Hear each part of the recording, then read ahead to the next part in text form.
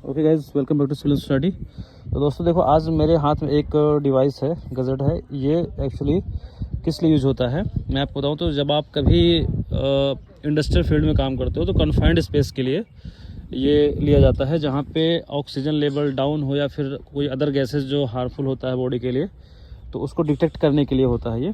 तो इसमें इसका मैं फंक्शनलिटी बताऊँगा। तो सर आप बताइए जरा, इसकी फंक्शनलिटी क्या होती है, क्या क्या होता है? ये है मल्टी गैस डिटेक्टर, ठीक है। हाँ, मल्टी गैस डिटेक्टर होता है इसका नाम है।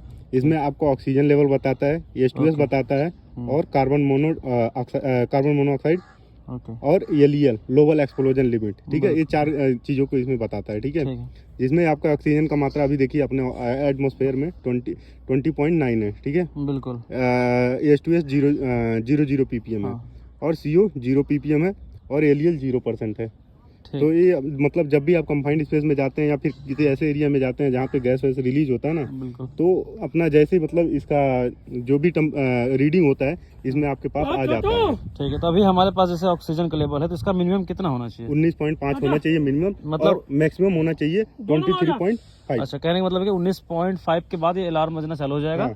और ये उससे मैक्सिमम है अगर तो कोई इशू नहीं है फिर जी। और उसके बाद आता है अपने ये H2S ppm, मतलब इसको बोलते हैं हाइड्रोजन सल्फाइड ppm है। तो इसका लेवल, इसको क्या कैसे इंडिकेशन होता है इसका? देखिए इसमें लिखा है ppm। ये 10 ppm से ज्यादा होगा तो ऑटोमेटिक अलार्म बजने लगेगा, लेकिन 10 ppm से कम रहेगा तो नहीं बजेगा। ठीक है, 10 ppm से ज्यादा नहीं होना चाहिए। हाँ। कम हो जाएगा तो कोई इशू नहीं है। तो जैसे 10 ppm आपको दिखे इस गैस में, डिवाइस में, तो आपको तुरंत कन्फाइंड स्पेस से बाहर निकलना है। मतलब सेफ जोन में आपको निकल के जाना होगा। ये अलार्म करेगा भी, मैं दिखाऊं कैसे अलार्म करता है जी। उसके बाद आता है CO ppm। CO मतलब कार्बन मोनोऑक्साइड जी।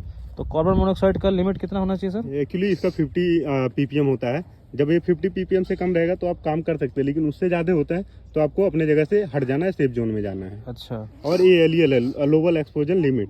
मतलब ये चीज होता है कि मतलब कहीं कहीं पे कुछ मतलब ऐसी गैसें पाई जाती है कि बहुत कम टेम्परेचर में उसमें आग लग जाता है, एक्सप्लोजिव हो जाता है। तो ये भी मिनिमम 10% होना चाहिए।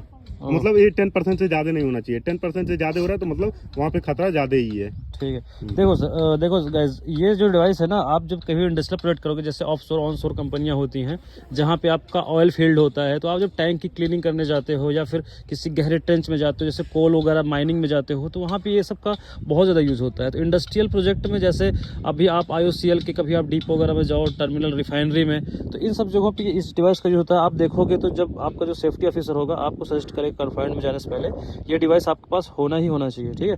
अभी देखो, इसमें जो आपको ट्यूब दिख रहा है, यही ऑक्सीजन इसके अंदर से जाता है, तो ये पूरा मेजरमेंट उसका दिखाता है कि कितना लेवल कैसे होना चाहिए। ठीक है। और ये डिवाइस का भी प्राइस अगर बताया जाए तो लगभग 45,000 के आसपास होगा। इससे भी महंगे आते हैं, बट इससे खराब तो नहीं लेना है आपको। क्वालिटी से कंप्रोमाइज इसमें नहीं कर सकते, क्योंकि जान मान का सीधा इन्वॉल्वमेंट होता है इसमें। ठीक है। तो देखो, अगर मैं इस पाइप को अगर अपने मुंह से भी फूकूंगा तो ये आवाज़ करेगा। क्यों? क्योंकि अपने मुंह से जो कार्बन डाइऑक्साइड होता है वो बाहर आता है, तो उसको तुरंत ही अलर्ट में डालेगा। सर इसको जब पकड़िए तो इसको मैं दिखाता हूँ।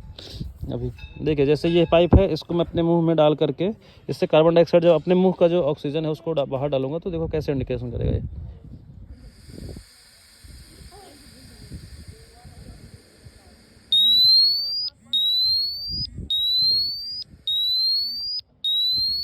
देख रहे हैं ना, ये होता है ऐसे ही। ये आवाज़ कर, अभी देखिए ये 19.5 से ये बिल्कुल नीचे चला गया है। अभी देखो बढ़ गया तो फिर शांत हो गया ये। ठीक है। तो आई होप आपको समझ में आ गया होगा पूरा। तो ये कभी भी आपके जो सेफ्टी ऑफिसर होते हैं ये सब देते हैं, तो आपको नॉलेज होना चाहिए। इसको क्या बोलते हैं? Multi gas detector. ठीक है। Okay, thank you.